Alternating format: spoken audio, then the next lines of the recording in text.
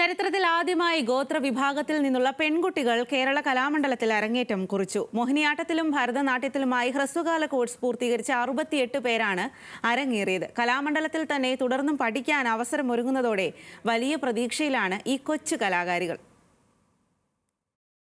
പ്രതികൂല സാഹചര്യങ്ങളോടും ജീവിതത്തോടും പൊരുതിയ 68 പെൺകുട്ടികളുടെ വിജയമാണ് കലാമണ്ഡലത്തിലെ കൂത്തമ്പലത്തിൽ ചുവടുവെച്ചുകൊണ്ടുള്ള ഈ അരങ്ങേറ്റം.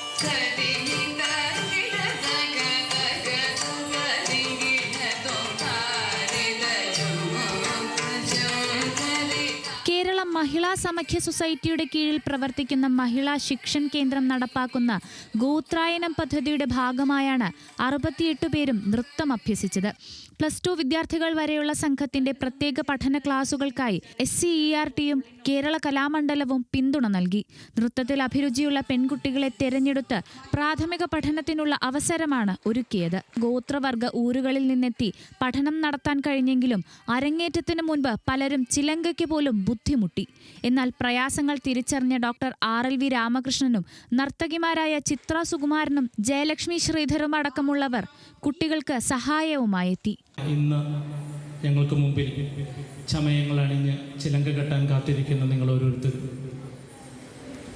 ഞാനും നിങ്ങളും വ്യത്യസ്തനല്ല എന്നുള്ള ചിന്തയാണ് ഇന്നൊരിക്കൽ കൂടി നിങ്ങളുടെ മുമ്പിലേക്ക് ഞാൻ ഓടിയെത്തിയത്.